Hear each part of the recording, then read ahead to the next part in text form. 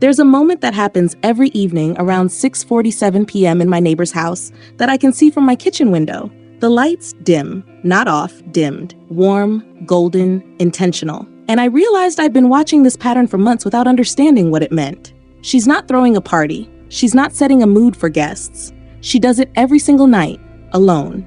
Then I saw her light candles on a Tuesday, pour wine into an actual glass, not the bottle, set one place at her dining table with a cloth napkin, for herself, on a random weeknight.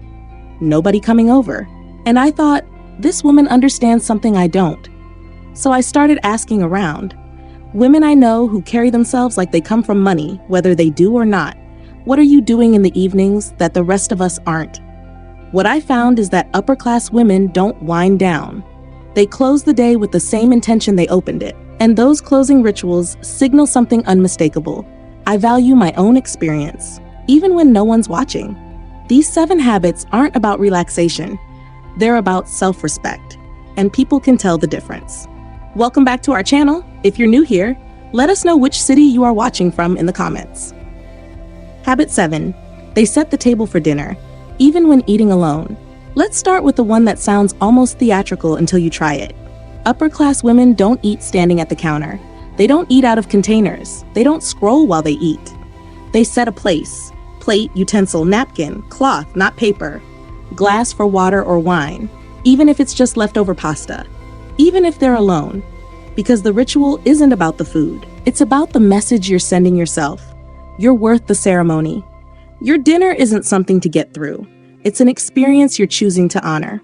A study from Cornell's Food and Brand Lab found that people who set a formal place setting, even for solo meals, eat 30% more slowly, report higher meal satisfaction, and consume more vegetables than those eating casually.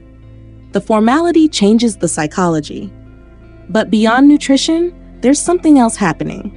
When you set your own table, you're practicing a form of self-worth that shows up everywhere else. You stop accepting less in relationships, in work, in how people treat you.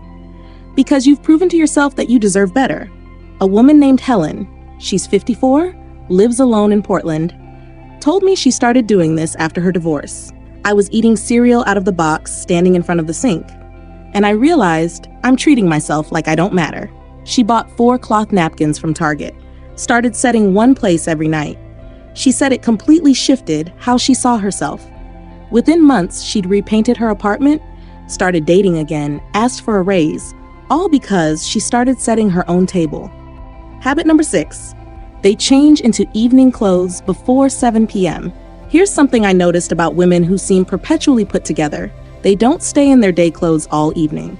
Around 6 or 7 p.m., they change. Not into pajamas, into what they call evening clothes. A soft cashmere set, linen pants, and a silk top, a long cotton dress. Something comfortable, but intentional. Because staying in your work clothes keeps you in work mode, and changing straight into pajamas signals the day is over, you're shutting down, you're done. But changing into a third outfit, something beautiful but comfortable, signals the evening is its own act. I'm transitioning, not collapsing. This habit comes from old European aristocracy, where dinner clothes were mandatory even for family meals. The modern version isn't about formality. It's about creating psychological separation between day and night. Research from Northwestern on enclothed cognition found that clothing affects not just how others perceive us, but how we perceive ourselves and our environment. Evening clothes trigger a mental shift into a more present, relaxed, but still dignified state. A woman I know, Catherine, works in finance in Chicago, keeps a specific set of clothes just for evenings. Soft, expensive feeling, even if they're not, never worn during the day.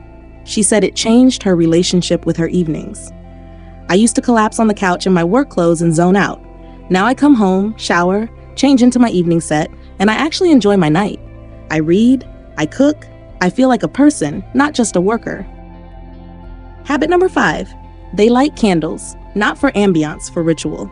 Upper-class women light candles every night, not scented candles filling the room with fake vanilla. Real candles, beeswax, unscented or subtle, and they do it before they need the light, before it's dark. Around 5 or 6 p.m., the candles go on. This habit originates from Scandinavian hygge culture and Old English manor traditions. The idea that transitioning from daylight to artificial light should be gradual and intentional, not jarring. But the real reason they do it? The act of lighting a candle is a mindfulness anchor. It signals, the public day is over. Private time has begun. It's not about decoration. It's about drawing a line between the world's time and your time. A Danish study on evening rituals found that people who light candles regularly report 22% higher life satisfaction and significantly lower cortisol levels than those who don't, independent of income or living situation. One woman told me her grandmother taught her this. She said, the moment you light the first candle, you're telling yourself, I'm home, I'm safe. Habit number 4, they write 3 sentences in a journal, no more, no less. Here's where upper-class women separate from everyone else. They journal, but not the way you think. Not pages of processing, not morning pages, not gratitude lists. 3 sentences, about the day, what happened, what they noticed, what they felt. No rules about positivity, no forced gratitude, just 3 honest sentences. This habit comes from the Stoic tradition. Marcus Aurelius wrote evening reflections for himself, not for publication. The practice isn't about self-improvement. It's about witness.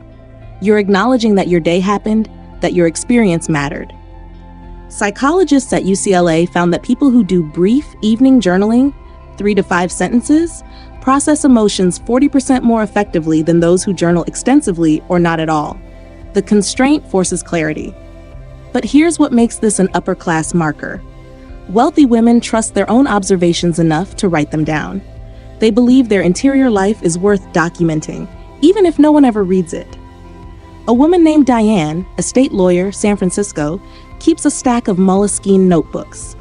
Every evening, 3 sentences. She said she's been doing it for 18 years. I don't read them. I don't keep them for posterity. But the act of writing those sentences every night means I'm living my life, not just surviving it. Habit number 3, they turn off overhead lights after sunset. Once the sun goes down, upper-class women don't use overhead lighting. Only lamps, table lamps, floor lamps, sconces, warm, low, multiple sources, never the harsh overhead. This isn't about aesthetics. It's about circadian biology. Overhead lighting after dark tricks your brain into thinking it's still daytime. It suppresses melatonin, disrupts sleep quality, keeps your nervous system activated when it should be winding down. But warm, low lighting from lamps signals to your body, day is ending. It's safe to rest. Interior designers who work with wealthy clients call this layered lighting, and it's non-negotiable in high-end homes. Not because it looks better, because it feels better. A study from Harvard Medical School found that people who avoid overhead lighting after 8 p.m. fall asleep 25% faster and report better sleep quality than those who don't, even with identical bedtimes. One woman, Margaret, architect in Boston, said she renovated her home specifically to eliminate the need for overhead lights in the evening. Every room has at least 3 lamps. I turned them all on at sunset, and the quality of my evening completely changed. I'm calmer. My kids are calmer. We talk more. It's like the light itself changed our behavior. Habit number 2, they never discuss work after 8 p.m., and they enforce it with everyone. Here's the boundary that separates people who recover from their days and people who don't. Upper-class women have a hard cutoff. No work talk after 8 p.m., not with partners, not with friends on the phone, not even in their own heads. If someone brings up work, they redirect. Let's save that for tomorrow. Not rudely, but firmly, because they understand something crucial. Your brain needs a clear demarcation between productive time and restorative time. If you're processing work problems until you fall asleep, you never actually rest. You wake up already depleted. This boundary is common in European upper classes. Dinner conversation is about ideas, culture, family, never business. Americans think it's snobbery. It's not. It's self-preservation. Research from the University of Constance found that people who maintain strict evening work boundaries sleep better, recover faster, and perform better the next day than those who don't, even when total work hours are identical. A woman named Patricia, CEO, runs a healthcare company, said this was the hardest habit to build, but the most transformative. I told my executive team, don't call me after 8 unless someone's dying.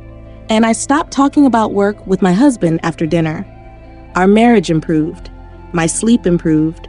My strategic thinking improved because my brain was actually getting rest. Habit number 1, they go to bed at the same time every night, within 15 minutes.